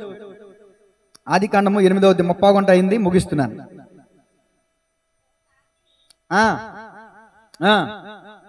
ఎవరు మరి చెప్పరా? అది బయటికి వెళ్ళి ఎడు తిరుగుతుందంట. ఇప్పుడు ఏం మర్చిపోయిందేమా? ఈ కాకి ఏం మర్చిపోయింది? వాడను మర్చిపోయింది. ఇంకేం మర్చిపోయింది? దైవజనుని ఆజ్ఞను మర్చిపోయింది. ఓ పాట పాడుకుని ముగించుకుందాం. దేవుని స్తోత్రం చెప్పండి గట్టిగా. హల్లెలూయా. ఇప్పుడు ఈ మాటను వివరించాలి. ఈ పాటలోనే వివరించేసి నేను ముగించేస్తాను. నోవాహు ఓడలో ఉన్నాడు. జలప్రలయం వచ్చింది. ఓడ ఎత్తబడింది. కొన్ని దినాలైన తర్వాత, కొన్ని నెలలైన తర్వాత ఓడలో నుంచి కిటికీ తెరిచి ఒక కాకిని బయటికి పంపించాడు. ఆ కాకి అటు ఇటు తిరిగి శవాల మీద కుళ్ళు తింటా ఉంది. తర్వాత పావురాన్ని విడిచాడు. కాళ్ళు నిలిపే స్థలం లేదు. మరలా తిరిగి ఓడలోకి వచ్చేసింది. మరలా కొంత సమయం అయిన తర్వాత మరలా పావురాన్ని బయటికి పంపిస్తే ఒలివ ఆకును తులిచి, అంటే నీళ్లు ఆరిపోయి అని చెప్పడానికి సందేశాన్ని తీసుకొచ్చింది పావురం. ఇప్పుడు పావురులా ఉండాలా, కాకిలా ఉండాలా? మనం పావురులా ఉండాలి. కాకి కుళ్ళు తింటది. కాకి శవాల మీద వాలి కుళ్ళు తింటుంది. పావురం కుళ్ళు తిందాం. పావురం ఇప్పుడు దేంట్లోనైనా చేదు గట్టు ఉండదేమో, పావురులో చేదు గట్టు ఉండదంట. పావురులో చేదు గట్టేది ఉండదు. అంటే చేదు అంటే పాపం. పావురం పరిశుద్ధతకి సాదృశ్యం. పావురం నిష్కలంకమైంది. నా ప్రియురాలా, నిష్కలంకురాలా అని పరమగీతలో మనం చూస్తున్నాం కదా. అది మనం నిష్కలంకురాలుగా ఉండాలి. అందుకనే పాము వలె వివేకం కలిగి ఉండండి, పావురు వలె నిష్కపటం కలిగి ఉండండి అని వాక్యం చెప్తుంది. మనం ఎలా ఉండాలి అంటే కాకిలాగా ఉండకూడదు, పావురులా ఉండాలి. దేవుని స్తోత్రం చెప్పండి ఇక్కడ. నోవాహు ఓడని సంఘంలో 2 పక్షులు, నీకు నాకు. నోవాహు ఓడని సంఘంలో 2 పక్షులు, నీకు నాకు. మాట విన్న పావురం, లోబడని కాకి, ఆ సంఘంలో విశ్వాసులైనాయి. మాట విన్న పావురం, లోబడని కాకి, ఆ సంఘంలో విశ్వాసులైనాయి. ప్రతి సంఘంలో కూడా ఉంటాయి. చప్పట్లు బాగా కొడుతూ ఉంటాయి. గురుతో తెమ్మని నోవాహు పంపాడు. తెలివైన కాకిని, దైవజనుని మాటే మరచి, లోకమును ప్రేమించి ఇటు అటు తిరుగుచుండెన కాకి. గురుతో తెమ్మని నోవాహు పంపాడు. తెలివైన కాకిని, దైవజనుని మాటే మరచి, లోకమును ప్రేమించి ఇటు అటు తిరుగుచుండెన కాకి. సంఘములో ఉన్న నీవు పాపముపై ఆశతో,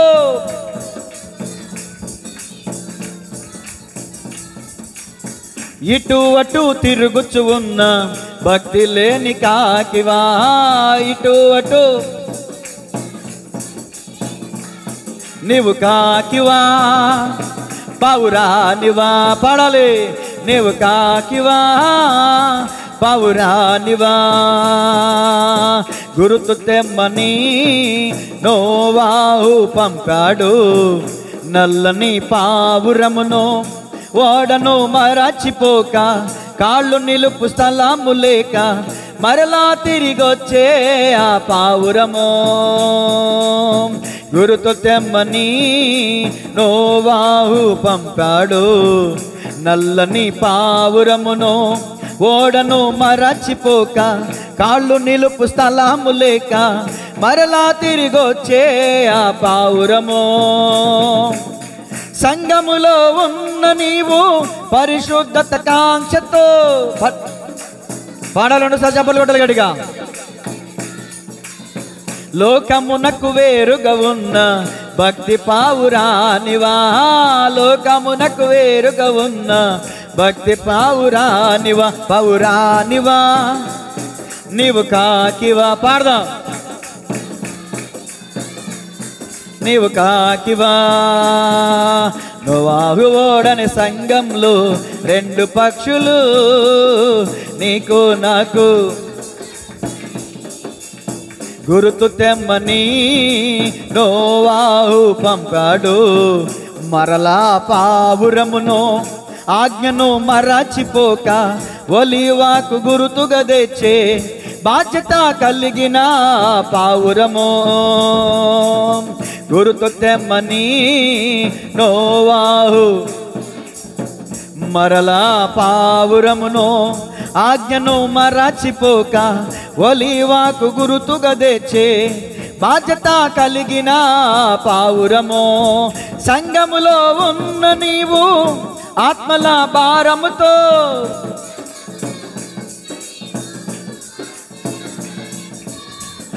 ఆత్మలను సంపాదించే భక్తి పావురానివా ఆత్మలను సంపాదించే భక్తి పావురానివా పావురానివా నీవు కాకివా పాడదాం పావురానివా నీవు కాకివా పావురానివా నీవు కాకివా పావురానివా నీవు కాకివా హల్లెలూయా. కాకి అటు ఇటు తిరుగుతున్నాడు, తిరిగిపోతావు. చాలా మంది ఈ రోజున చెత్త చెదారాలు తింటూ అటు ఇటు తిరుగుతూ ఉంటారు. ఆ ఊసులు ఈ ఊసులు, ఆ విషయాలు ఈ విషయాలు, పనికి మాలిన సోది కబుర్లో కాకితో సమానంగా ఉన్నారు. చూడండి, ఆఖరి మాట చదివి ముగించుకుందాం. తిమోతికి రాసిన మొదటి పత్రిక 5వ అధ్యాయం 13 నుంచి 15 వచ్చిన కొంతమంది స్త్రీలు ఎలా ఉన్నారు చూడండి. తిమోతికి రాసిన మొదటి పత్రిక 5వ అధ్యాయం 13 వచ్చిన మరియు వారు ఇంటింటా తిరుగులాడుచు బద్దకు రాండు రగుటకు మాత్రమే కాక ఆడరాని మాటలాడుచు వదరబోతులను పరుల జోలికి పోవారవుటకును నేర్చుకుంటారండి. దీనికి కూడా లెసన్స్లు పాఠశాలలు ఉంటాయేమో. యేసు రక్తం విజయం చదవమ్మా. కాబట్టి యవన స్త్రీలు వివాహం చేసుకుని పిల్లల్ని కని గృహ పరిపాలన జరిగించుచు నిందించుటకు విరోధికి అవకాశం ఇవ్వకుండవలెనని కోరుచున్నాను. ఇంతకు ముందే కొందరు త్రోవ నుండి తొలగిపోయి సాతానును వెంబడించిన వారై విశ్వాసురాలైన ఏ స్త్రీ ఇంటనైనను విధవరాండ్రుని ఎడల ఇంకా ఆ విషయం అక్కర్లేదు, ఇక్కడ చాలు. చదవబడినటువంటి 2 విషయాలను గమనిస్తే విశ్వాసుల్లో చాలా మంది ఎలా ఉన్నారంటే వదరబోతులుగా ఉన్నారంటండి, తిట్టుబోతులుగా ఉన్నారంట, తిరుగుబోతులుగా ఉన్నారంట. ఇంటింటా తిరుగులాడుచు బద్దకు రాండ్రు రగుటకు మాత్రమే కాక ఆడరాని మాట్లాడుచు వదరబోతులను పరుల జోలికి పోవారు. 3వ మాట వదరబోతు. దీని గురించి కూడా చెప్పేస్తున్నాను, అయిపోయా. వదరబోతు గురించి చెప్తే ఇంకొక అరగంట పట్టిద్ది, కానీ నేను సబ్జెక్ట్ ముగించేస్తున్నా. దేవుని స్తోత్రం చెప్పండి గట్టిగా. చాలా మంది ఇంట్లో పని చేయరండి. ఇంట్లో వాళ్ళు చెప్తే ఏంటండి, వీధిలో వాళ్ళు చెప్తే అంటారు. అదేంటో విచిత్రం, నాకు అర్థం కాదు. ఇంట్లో పనులు చేసుకోరు, బద్ధకం బద్ధకం బద్ధకం, సోమరిపోతాను. ఇక వాటి గురించి చెప్పాను నేను, ఇంకా వాటి గురించి చెప్పను. సోమరిపోతానం వల్ల, నిద్రపోతానం వల్ల పేదరికం వస్తుంది, రోగాలు వస్తాయి, రుచులు వస్తాయి, అప్పులు వస్తాయి, దరిద్రం వస్తుంది, లేమి వస్తుంది. ఆయుధస్తుడు నీ మీద వచ్చి పడినట్లుగా లేమిని ఎద్దుకు వచ్చి పడుతుంది. వాక్యం ఎన్నో విషయాలు చెప్పాను నేను. బద్ధకం ఉండకూడదండి. ఉదయమే లేవాలి, చీకటి ఉండగానే లేవాలి, సూర్యుడు రాకముందే మనం లేవాలి. అప్పుడు దాన్ని చురుకుతనం అంటారు. చురుకుతనం కలిగిన వాళ్ళు ఎప్పుడు లేస్తారంట? ఏం నవ్వుకుంటున్నారు? కొమ్మదీసి ఏమైనా ఉన్నారంటే దేవునికి స్తోత్రం చెప్పండి గట్టిగా. ఒకవేళ ఉంటే సరి చేసుకోండి, మార్చుకోండి. దేవుని మహాకృప ఈ 2025 సంవత్సరం చక్కగా పెందల కడ మెలుకు కలిగి మెలుకు ఎరిగి ప్రార్థించే కృపనిచ్చాడు. 2025 నుంచి చూడండి, తెల్లవారు 4:30కి మెలుకు వచ్చేస్తుంది, ఎవరు తట్టి లేపినట్టు. చూసారు, 4:30కి మెసేజ్ వచ్చేస్తుంది మీకు గ్రూప్లో. దేవునికి స్తోత్రం చెప్పండి గట్టిగా. మీరు కూడా చీకటి ఉండగానే లేవండి. నాకు ఒక లోటు ఉంది.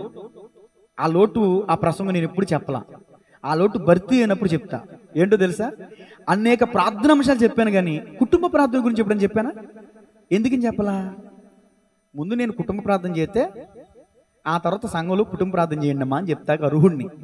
ఎందుకంటే నాకున్న పరిస్థితులను బట్టి మళ్ళీ ఇప్పుడు సాకులు చెప్పినట్టు ఉండదు. ప్రతి ఒక్కరూ కుటుంబ ప్రార్థన చెయ్యాలి ఖచ్చితంగా. సరే, ఇక్కడ యవన స్త్రీలు ఇటు అటు తిరుగులాడేవారు ఉన్నారంటే, ఇంటింటా తిరుగులాడచ్చు. ఇప్పుడు నేను సొంత మాటలు చెప్తున్నానా, బైబిల్లో ఉన్న మాటలు చెప్తున్నానండి. దయచేసి మీ ఇంట్లో మీరుంటే మీకు విలువ అండి. చీటికి మాటికి ఎక్కడికి పడితే అక్కడికి, ఎవరింటికి పడితే వాళ్ళ ఇంటికి మనం వెళ్ళకూడదండి. అర్థమవుతుందండి? తిట్టుకుంటారండి, అసహించుకుంటారండి. ముందే అనకపోయినా వెనకాల తర్వాత తిట్టుకుంటారండి. అందుకనే పెద్దవాళ్ళు చెప్తుంటారు, ఒక్కసారి వెళ్ళి ఇంటికి ఎన్నిసార్లు వెళ్ళకూడదంట? 4 సార్లు వెళ్ళకూడదంట. అసలు నేను పెందలకాడే అంటే 2020 క్షమించాలి 2013లో పెళ్ళయింది, నాకు 22వ ఏటనే పెళ్ళి అయిపోయింది. సేవలోకి వచ్చాను 2012లో సేవలోకి వచ్చాను, 2013లో పెళ్లి చేసుకున్నాను. పెళ్లి వయసు కాదు, ఇంకా 2 సంవత్సరాలు ఉండొచ్చు.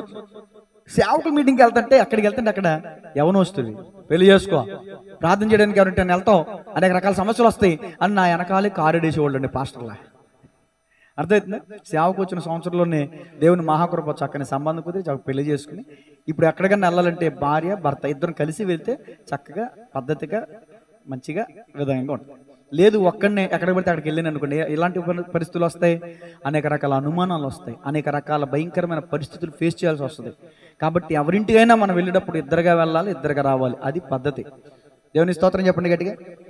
కొంతమంది స్త్రీలు మాత్రం ఇంటింట తిరుగులాడుచు వదరచు పనికి మాలిన వారు ఒకటికి నేర్చుకుంటున్నారంటే. కాబట్టి తిరుగుబోతులుగా మనం ఉండకూడదు, తిట్టుబోతులుగా మనం ఉండకూడదు, వదరబోతులుగా మనం ఉండకూడదు. తలలు వంచండి, ప్రార్థన చేసుకుందాం. ఇంతవరకు ఆ ఇంటికి ఇంటికి తిరుగులాడుతూ ఆ ఇంటి విషయాలు ఇంటికి ఆడ ఇంటి విషయాలు ఆ ఇంటి దగ్గర చెప్పేటటువంటి స్వభావం అలవాటు నీకుందేమో, నీకోసం ఈ వాక్యం. తలలు వంచి ప్రార్థన చేయండి. ఒకవేళ పైకి చేయలేకపోయినా సిగ్గుపడితే లోపలైనా ప్రార్థన చేసుకుని, ఈరోజు వాక్యం నా కోసమయ్యా, ఈ స్వభావం నాలో ఉందయ్యా, ఈ అలవాటు నాలో ఉందయ్యా, నేను ఒప్పుకుని విడిచిపెడుతున్నాను ప్రభు అని. విడిచిపెడతాం కాదు, విసర్జించండి. ఈ రోజు నుంచి, ఈ క్షణం నుంచి ఓ సేవకునిగా నేను కూడా గమనిస్తూ ఉంటానండి విశ్వాసులైన వారిని. వీళ్ళేం మాటలు మాట్లాడుతున్నారు, చక్కగా మందిరానికి వచ్చి ప్రార్థన చేస్తారు కదా, మరి ఇంటి దగ్గర అలా మాటలు నేను కూడా పరిశీలన చేస్తూ ఉంటానండి. తెలుసా, ఈ క్షణం నుంచి మీ నోట భూతి మాటలు వస్తే మీరు అవిశ్వాసులు, బుద్ధిహీనులు, భక్తిహీనులు తప్ప యథార్థపరులు కాదు. దేవుని వాక్యం త్రోసివేషణలు అవుతారు మీరు. అలవాట్లు పొరపాటుగా వస్తున్నాయేమో, అలవాట్లో పొరపాటు సహజమే, కానీ పొరపాట్లు అలవాటు కాకూడదు. ఓ తీర్మానం చేసుకోండి, ఈ రోజు నుంచి నేను తిట్టుబోతుగా ఉండను ప్రభువా, తిరుగుబోతుగా ఉండను ప్రభువా, వదరబోతుగా ఉండను ప్రభువా.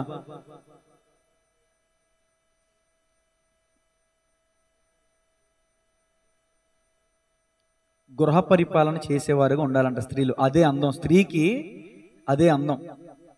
భర్త, పిల్లలు, ఆ ఇంటి పనులు, అదే అందం. వీధిలో ఉన్న ఇళ్ళ వెంబడి తిరిగితే కాదు అందం. ఆ వెళ్ళొచ్చేసిన తర్వాత ఆ ఇంటి గల్లలో కూడా తిట్టుకుంటారు, తెలీదు ఆ విషయం పాపం. పదే పదే పదే పదే ఇళ్ళ చుట్టూ తిరిగే వారిగా మనం ఉండకూడదు. స్త్రీలైనా కావచ్చు, పురుషులైనా కావచ్చు. లేఖనం సెలవిస్తుంది, స్త్రీలంట ఇంటింటా తిరుగులాడుతూ ఉన్నారంట, బద్ధకస్తురు అంట, ఇంట్లో పని చేయరు కానీ ఆయుధులంట, ఈ సెంపలంట, ఆ సెంపలంట. అది దరిద్రం అండి, చిరాకు, అసహ్యం. భర్త కష్టపడడానికి బయటికి వెళ్ళాడు, తిరిగి వస్తాడు, అన్నం వండి పెట్టాలి, పని చేయాలి ఇంట్లో. భర్త గురించిన ఆలోచన ఉండాలి, బిడ్డల గురించిన ఆలోచన ఉండాలి. ఇక అంతకు మించి ఉండకూడదు. ఉంటే అది వదరబోతానమే, మూర్ఖ స్వభావం. సమయమైంది. చిన్న ప్రార్థన మీరు చేసుకున్నట్లయితే చిన్న ప్రార్థన చేసి ముగిస్తాను.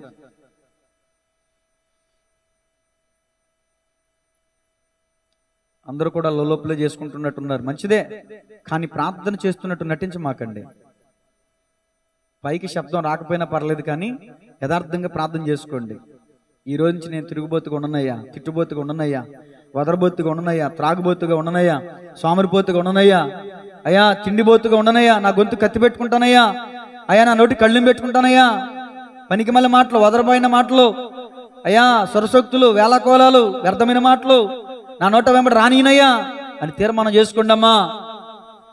ఇక్కడికి వచ్చి ప్రభుని స్తుతించాం, ఇంటికి వెళ్ళిన తర్వాత మన ఇష్టానుసారంగా ప్రవర్తిస్తే అది దేవునికి అవమానం, దేవునికి మహిమ కాదు. నన్ను గణపరచువాడిని నేను గణపరుస్తానని ప్రభు చెప్తున్నాడు. ద్విమనస్సు కలిగి ఉండొద్దు, 2 నాలుకలు పాములాగా 2 నాలుకలు కలిగి ఉండొద్దు, 2 రకాలుగా మాట్లాడొద్దు. ఖచ్చితంగా మాట్లాడు, ఖచ్చితంగా బ్రతకాలి. మంచి మాటలే రావాలి. నువ్వు సద్గుణుడు అయితే సద్విషయాలను బయటికి తెస్తావు, నీ ధననిధి, నీ హృదయం అనే ధననిధిలో నుంచి. నువ్వు దుర్జనుడు అయితే దుర్విషయాల బయటకు వస్తావు. నీ నోరు తెరిస్తే కంపు, పనికి మాలిన బూతు మాటలు. నువ్వు కంపుగాడువు కాబట్టి, కంపుదానువు కాబట్టి కంపు మాటలు వస్తున్నాయి.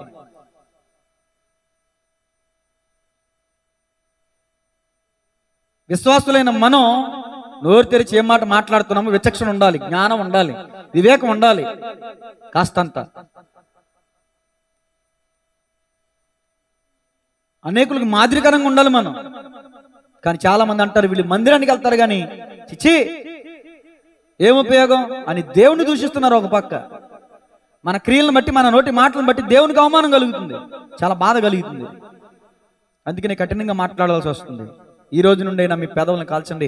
అయ్యో దేవుని దర్శనం పొందుకున్న యెషయా అంటాడు, అయ్యో అపవిత్రమైన పెదవులు గలవాడని ఒప్పుకున్నాడు. వెంటనే కెరూబు చూడండి నిప్పు కనుకని తీసుకొచ్చి పెదవులకి తగిలించినప్పుడు ఆ పెదవికి తగిలింది, పవిత్రపరచబడ్డాడు యెషయా. ఈ రోజు నీ పెదవులు పవిత్రపరచబడును గాక. ఈ వాక్యం అనే నిప్పు నీ పెదవులకు తగలాలి, తగలాలి, తగలాలి. వాత వేయబడిన మనస్సాక్షులుగా బతకయ్యా. బ్రతకమంటే 4 దినాలైనా విలువ కలిగిన జీవితం జీవించాలి. విలువైన మాటలు మాట్లాడితే విలువైన జీవితం కలిగి ఉంటాం. పనికి మాలిన మాటలు మాట్లాడితే పనికి మాలిన జీవితం కలిగి ఉంటాం. ప్రార్థన. మహాపరిశుద్ధుడు, మహోన్నతుడు, మహిమ కలిగిన దేవా, నిత్య నివాసిన మా ప్రియ పరలోకపు తండ్రి, మీకు వందనాలు, స్తుతులు, స్తోత్రాలు. అయా గడిచిన క్షణం వరకు నన్ను మమ్మల్ని అయా నీ సజీవన రెక్కల కింద భద్రపరిచి, ఇదిగోనయ్యా మరి ఈరోజు విశ్రాంతి దినం పరిశుద్ధ పునరుద్ధరణ ఆరాధన కార్యక్రమంలో పాల్గొనే కృపను బిడ్డలందరికీ ఇచ్చినందుకు వందనాలు. చాలా మంది ఎందుకో రాలేకపోయారు, వారిని కూడా క్షమించండి. వచ్చిన బిడ్డలను జ్ఞాపకం చేసుకోండి. ఆజ్ఞ అతిక్రమించేవారుగా కాక, కొండెములు చెప్తూ తిరుగులాడేవారుగా కాక, గూడు విడిచి తిరిగిన పక్షితో సమానంగా కాక, ఇంటింటా తిరుగులాడుతూ బద్దకరాండ్రు అయ్యేవారుగా కాక, యథార్థ హృదయం కలిగి, పరిశుద్ధతను కలిగి, ఇదో గృహ పరిపాలన కలిగి అయ్యా మేము ఉండటానికి సహాయం చేయండి. స్త్రీ అయినా, పురుషుడైనా, పిల్లలైనా, యవనస్తులైనా, ఎవరైనా దేవ మీ నామానికి మహిమకరంగా మేము మా జీవితం ఉండాలి ప్రభువా. సమయాన్ని దుర్వినియోగపరచకూడదు ప్రభువా. అజ్ఞానం కలిగి మేము ఉండకూడదు ప్రభువా. కానీ మాటలు మేము పలకూడదు ప్రభువా. ఇదో శోధిగాండతో తిరగకూడదయ్యా. అయ్యా కర్ణపిశాచుతో తిరగకూడదయ్యా. తాయి తులుచుడు తిరగకూడదయ్యా. ఇదో తిరుగుబోతుగా మేము ఉండకూడదు ప్రభువా. అయ్యా స్టెబిలిటీ లేని లైఫ్ చాలా మందిలో, స్థిరత్వం లేదు ప్రభువా. వాక్యం చెప్తుంది, భక్తిహీనులు కదులుచున్న సముద్రమును పోలిన వారని. నిజమే, నాలో మా అనేకులు ఈ రోజున భక్తిహీనులు లేకపోలేదు ప్రభువా. ఈరోజు ఈ వాక్యము ద్వారా మా భక్తిహీనత నుంచి మాకు విడుదల దయచేయండి. పవిత్రమైన భక్తి చేసేవారు ఉంటానికి సహాయం చేయండి. యథార్థమైన భక్తి చేసుకునే వారు ఉంటానికి సహాయం చేయండి. నిజమే, భక్తి గలవారమని చెప్పుకొని తమ నోటికి కళ్ళం పెట్టుకొని ఎడల తన భక్తి వ్యర్థమైన వాక్యం చెప్తున్నారు ఆయన. ఈ రోజు నుంచి మా నోటికి కళ్ళం పెట్టుకోవడానికి సహాయం చేయండి. మా గొంతుకి కత్తి పెట్టుకోవడానికి సహాయం చేయండి. అయా విచక్షణ, జ్ఞాన వివేకములు కలిగి ఉండడానికి సహాయం చేయమని సమస్త ఘనత, మహిమ, ప్రభావములు మీకు ఆరోపిస్తూ యేసయ్య అతి శ్రేష్టమైన నామమున స్తుతించి ప్రార్థించి అడిగి వేడుకొనుచున్నాము తండ్రి. ఆమేన్.